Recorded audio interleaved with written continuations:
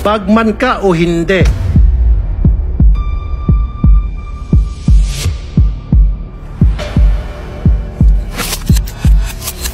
So, bagman ka, Mr. Cruz?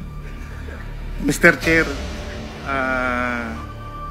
hindi po ako bagman. Inamin na niya, no? Gusto mo magsapukan kayong dalawa?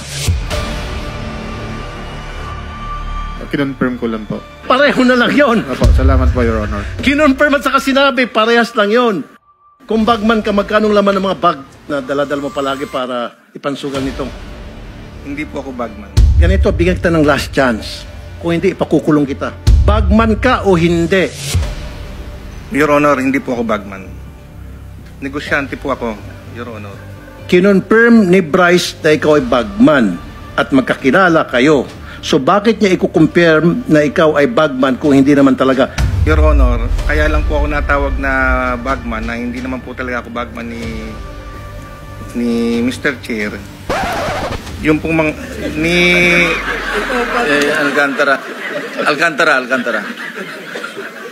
Na kaya lang po ako natawag na bagman ni Senator Ping dahil po doon sa mga sasakyang ipinangalan sa akin. Kung bagsakan ng pera yung isang establishmento na pag-aari mo, then it's tantamount to you being a bagman.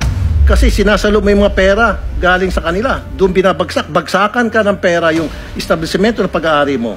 Yung tambayan, kung tawagin. Your Honor, yung... So inaamin mo na ikaw may-ari ng tambayan? Yes, Your Honor. Ako po may-ari. Okay. So hindi mo alam, magbabagsak dyan, milyones? Hindi ka aware?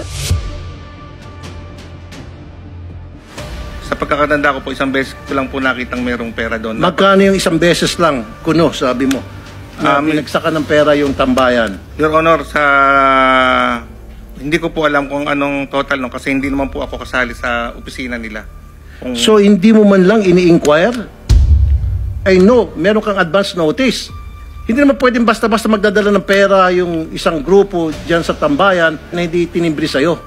Your Honor, kasi po, yung sinasabi nilang tambayan, open naman po silang magpunta doon.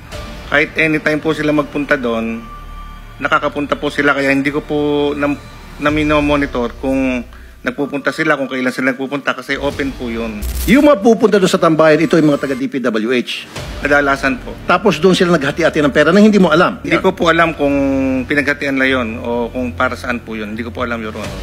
Hindi mo alam kung saan galing yung pera na dinadala doon. Yes, Your Honor. Basta alam mo, meron milyones dyan at nandiyan yung mga taga-DPWH at sila ay maghati-hatian doon. Your Honor, isang beses ko lang po nakita yun at pinagsabihan ko din po agad sila. At hindi mo alam kung magkano. Your Honor, hindi ko po alam kung magkano. Bryce, nakapunta ka sa tambayan? Opo, Your Honor. Ilang beses na ginawang bagsakan ng pera yung tambayan sa maalala mo? Mahigit po sa isang beses, Your Honor. Hindi ko po alam kung ilan po ang beses, to be exact. Mahigit sa isang beses. Opo, Your Honor. Sinungaling ka.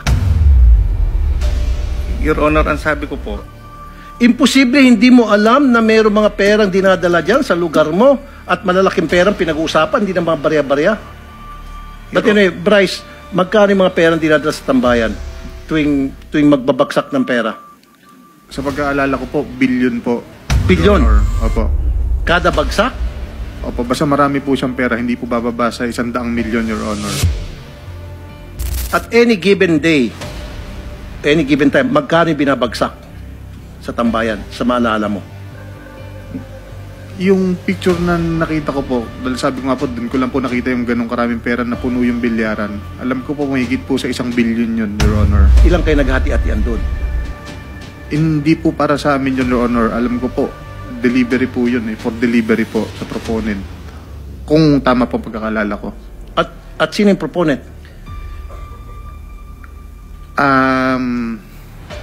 Tingin ko po, kung tama po yung pagkakaalala ko, sabi po ni Boss Henry, yun po yung kay Zaldico. Magkano yung commission mo doon? Your Honor, wala po akong commission doon kahit magkano po. Yung sa delivery na yun, Your Honor.